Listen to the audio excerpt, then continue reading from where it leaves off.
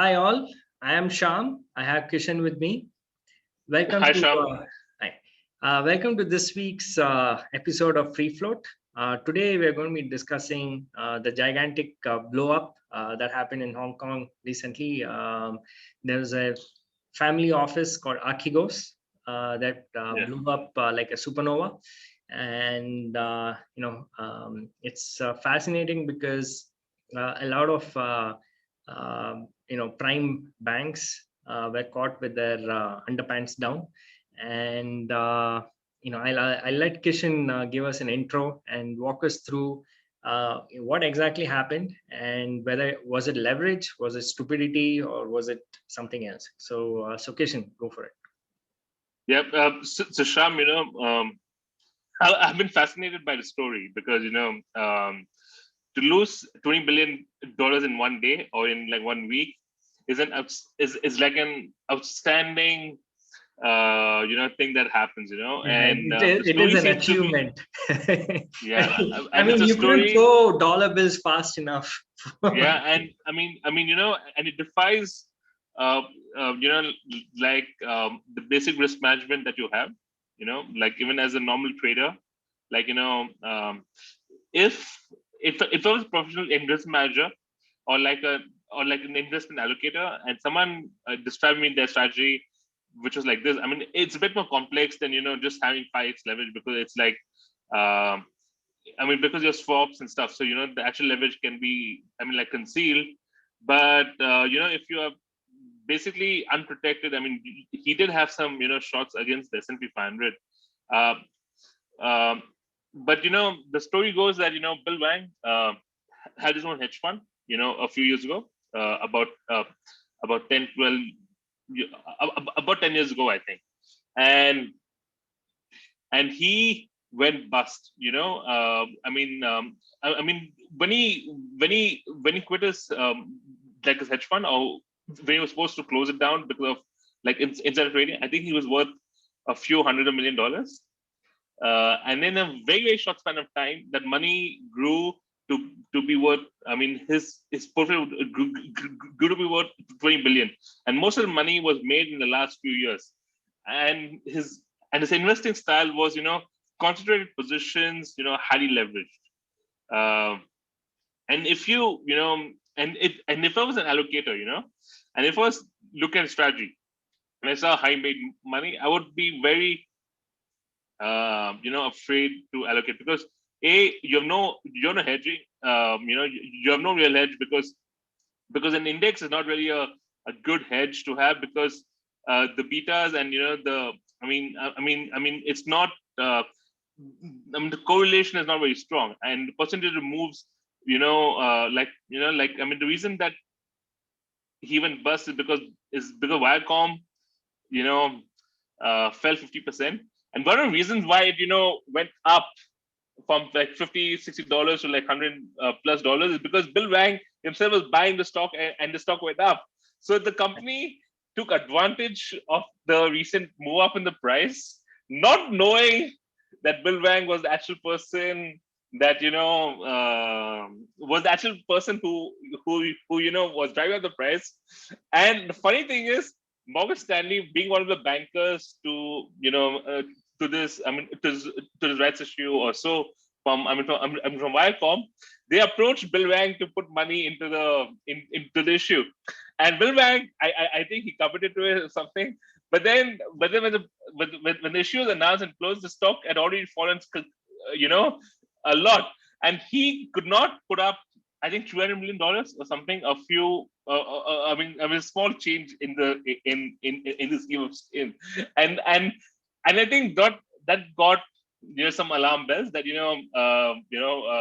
he's like large investor, and Viacom had no idea that he was the biggest issuer. So I actually, that issue closed with Morgan Stanley raising not 3 billion but I think $2.7 billion or so, and it was like and that led to a cascade, because it's very funny that uh, him buying the stock raised the stock up from $50-$60 to or $70 to 110 or so, and then it fell down because not finish. He could not finish the order. So Yeah, yeah. I, So I think the I find biggest that entire. winner.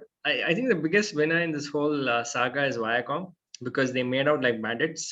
So Yeah. they came out with the rights issue at the right time, and so what? And I think this goes back to the the liquidity cascade conversation we were having a couple of weeks ago with Tejasvi, right? Liquidity can and leverage can drive prices higher, but all it requires is one small tiny grain of sand to fall on the pile and create one cascading margin call Yeah. scenario. And that will happen. I mean, because like if you and here's the crazy part which I don't understand. Like the stock moved up, say 50-60% or 70% from from the initial purchase price. And normally when a stock goes up, the leverage comes down, But that is if you right? keep it But constant. yeah, but he kept buying, and increasing his leverage. So suppose if the stock just went up to 110 and he made a huge killing based on that, and the stock fell down, he would be still, same way where he was, when he started out, not completely Yeah. broke, but which is what Ryan creates. So I mean, if you're following a stock up and you keep buying, and a small reversal will have a big No, impact. the small reversal will not have a big impact. The problem is when the stock goes up, they say, right, it takes the what do you call the stairs, and it comes I mean, down. yeah, and It, it, it comes down an escalator. yeah, it comes down an escalator. So all markets, let's not just say it's a problem with stocks, but all markets, a market in Yeah. anything has this property, right? The cliffs are like completely brutal, so you'll see things go up gradually and then suddenly one cliff down, and this pattern occurs again and again and again. And and I think the mistake that most people do is when the stock is going up, its volatility is typically low, right? So all your risk calculation is based on volatility. And when a stock is ramping, the volatility falls, so your risk metrics look great. And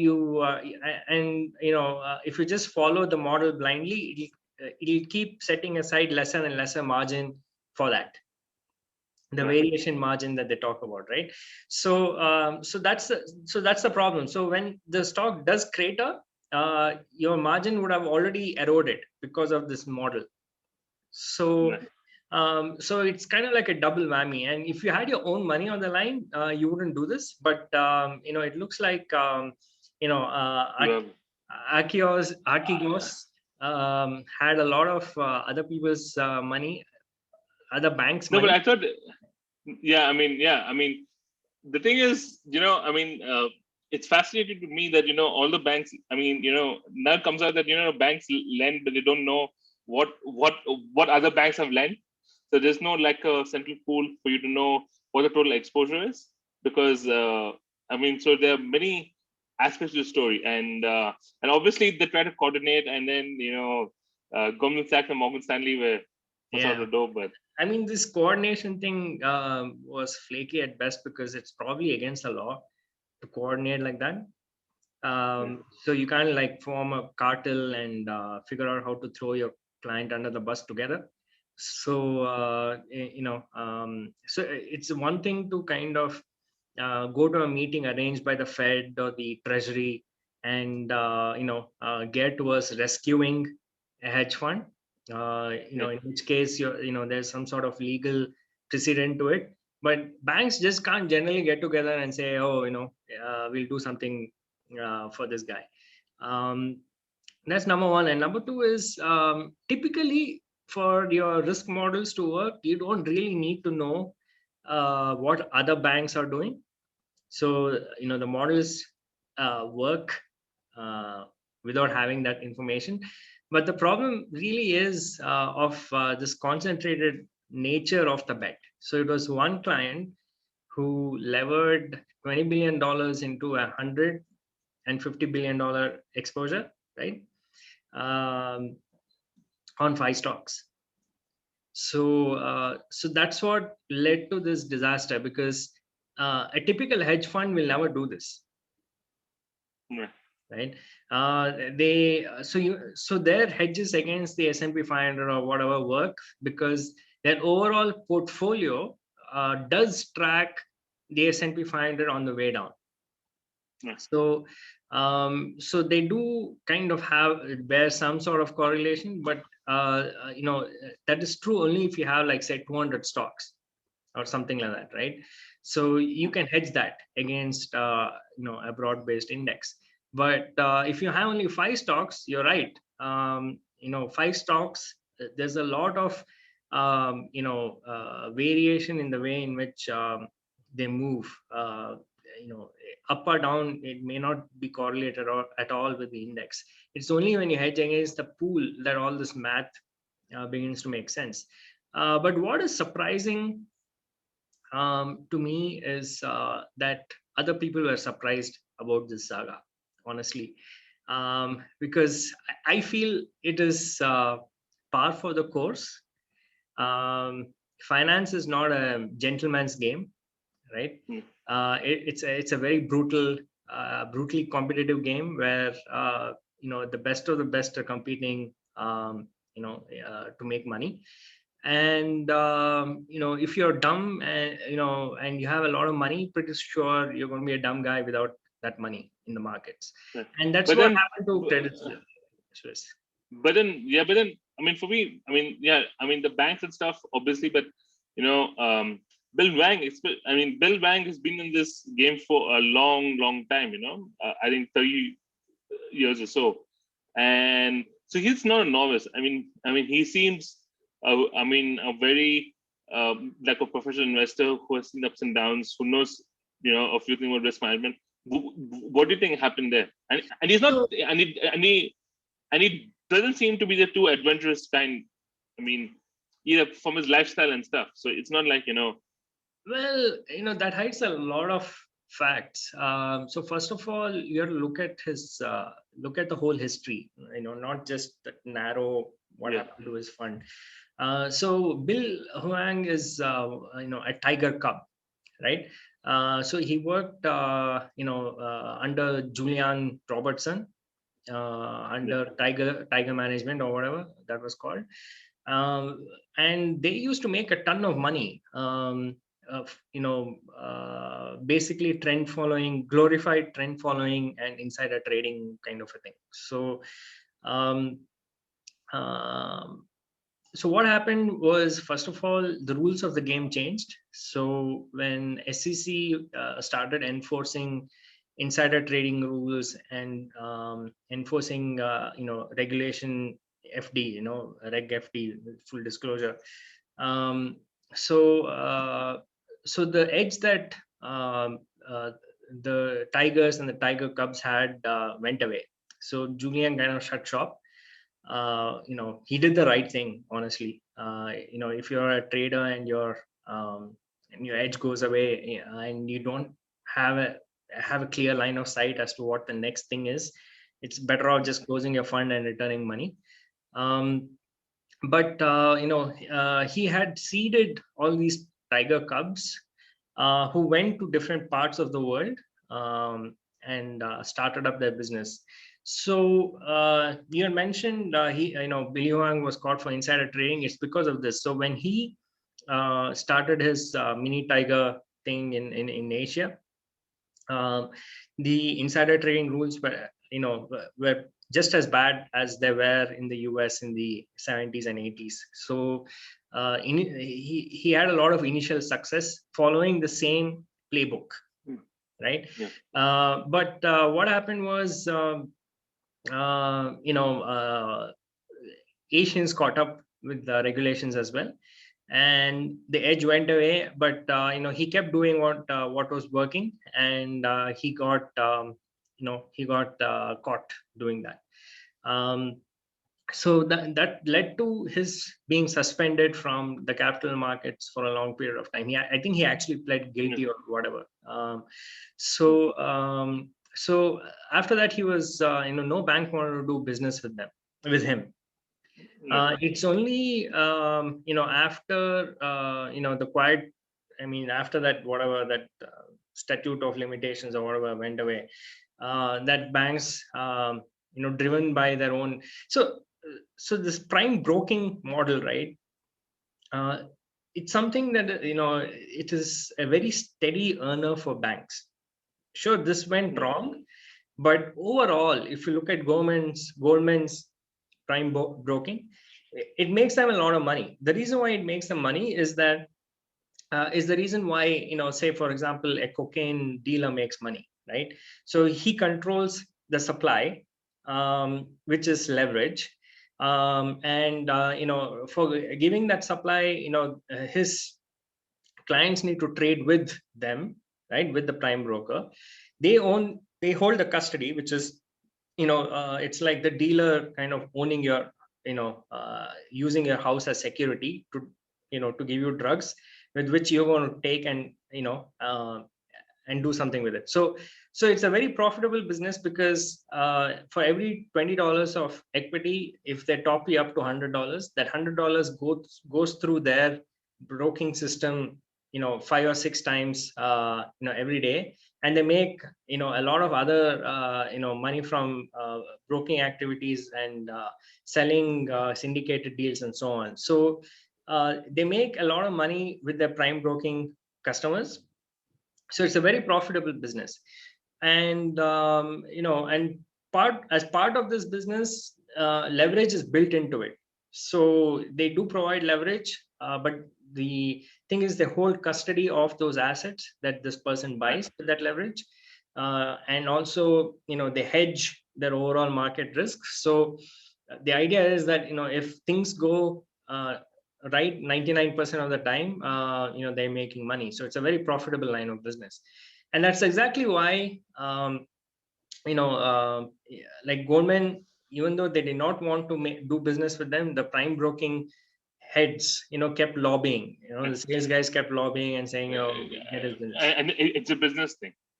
Yeah, so it's a good revenue stream, and it was a good revenue stream as long as Billy Wang kept trading, right?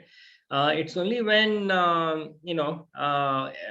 this Viacom was the final trick in the that burst the bubble. But until then, all these guys collected bonuses and trip to the Bahamas or whatever, right? So so individually also they got paid out, and even at the firm level, Beyond was a profitable client for them. So what is surprising is what took Credit Suisse so long to wake up. Yeah, and that's the only surprising part in this whole thing. And the thing that surprised me is that even Credit Suisse did not hedge his position. Yeah, I mean, how are we going to hedge? It's like it's impossible. It's a large exposure, Yeah, but you can't really buy credit default swaps against a family office, right? So no, not serious, but at least hedge the underlying shares. You can have. I'm pretty sure that they did that at some level.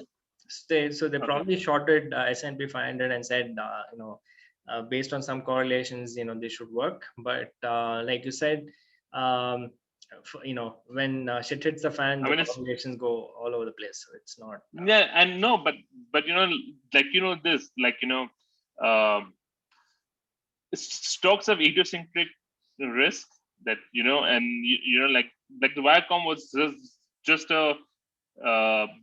a share issue, right? And that took the stock down while on the other side the market was stable. So if you're just hedging that, then when something specific happens to one company and that makes you vulnerable, that's not good risk management, that you don't know what's Yeah, I agree. But risk management comes with different flavors, no man, because if you're actively hedging, then you're losing money.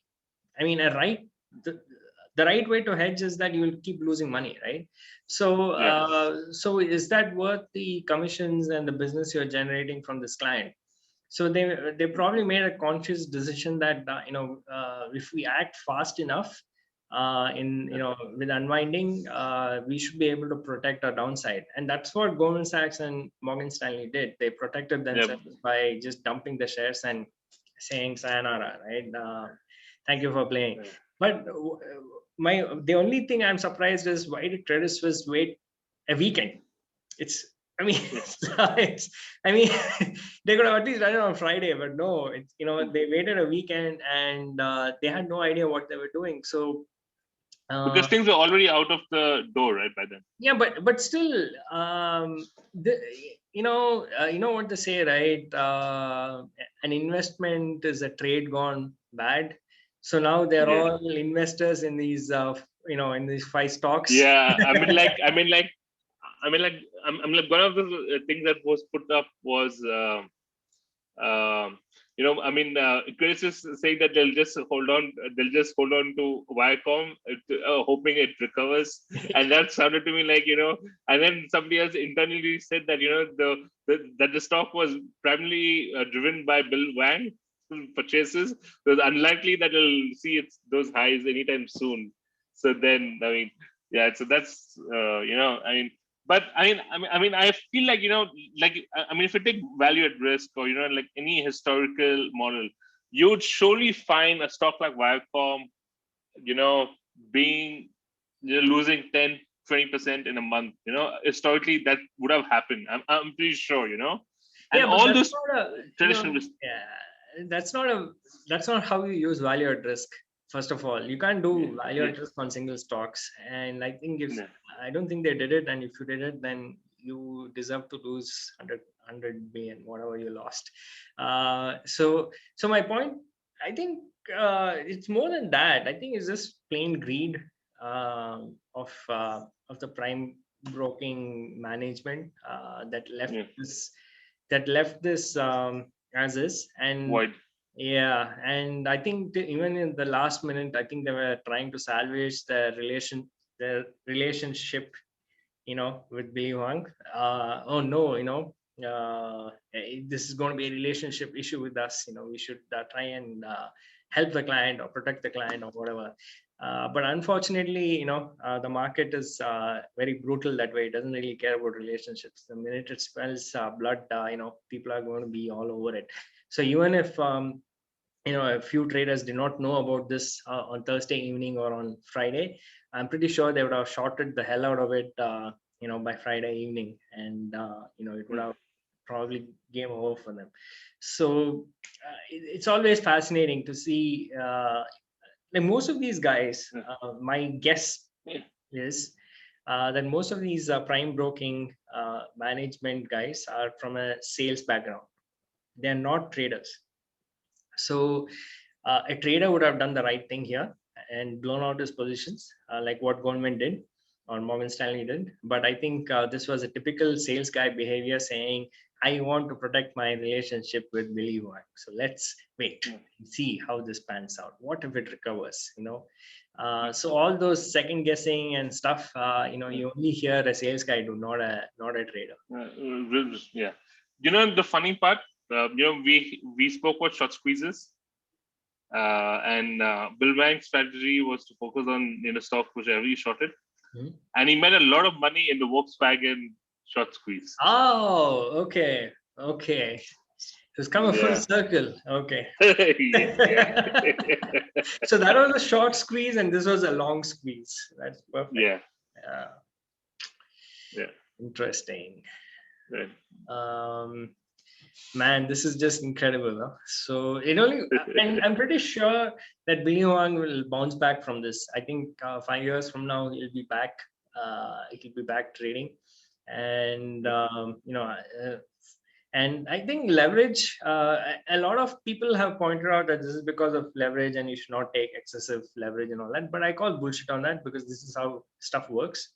If you don't take leverage, you'll never build real wealth.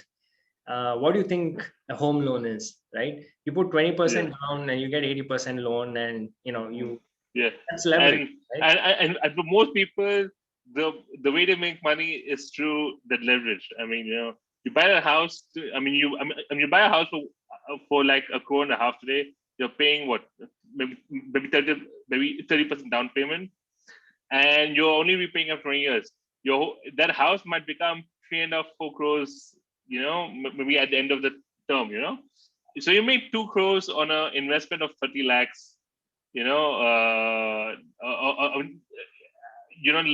Or rather, approximately that much. So you made a 2 crore return in a very short span of time with the user leverage, and for most people that's leverage. So that's probably how. So leverage exists everywhere, and at least a house is an appreciating asset. People take out loans to buy cars as well. So my point is that leverage and credit is part of the system, part of how you build wealth, part of how you look at investments. So you can't be overly critical about people who take leverage to invest. But it's also one of those things where if you're not careful, it will destroy. It will destroy. Right. So people who play this game are smarter than that. Right? There used to be a time when leverage was full recourse, but I'm pretty sure Billy Huang, is not going to be personally affected by this blow up. His wealth, he's going to come out with most of his wealth intact, because he probably, kind of ring fenced this leverage to a small part of his. Because I've not seen his family office and stuff filed for bankruptcy. I've not heard any of those, read any of those things. Yeah. So because normally you file bankruptcy when you have, like Credit Suisse and the likes, claiming assets and stuff. To recover, but he has claimed no protection. From creditors. So right.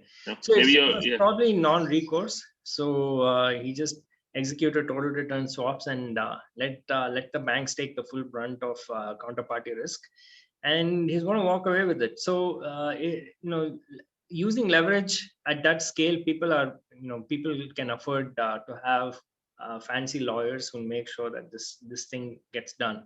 It's only you and me, who want to go take a home loan. We get asked some 50 questions and show me this, show me that. But if you're borrowing $100 billion, nobody asks you anything. So that's another thing that struck me as quite remarkable. That if this was like any other loan, like even like if for some like infrastructure borrowing from like 4-5 banks, the amount of due diligence that will go into that work compared to lending 100 billion to this is just remarkable. There's not much of paperwork or due diligence that you'd see in a regular loan, like even by an institution, that there's that's something that against that struck to me as quite remarkable. So I don't know, man. I think the only surprising takeaway for me was CSFB waited a whole weekend before they acted on this, and otherwise I feel it's all part of the game. Some investments end up blowing up on your face. What can you do about it? Right. Okay. All right. So with that, I think we'll wrap this up. Thank you for listening in on Free Flow. We will catch you again next week. So, thanks. Bye.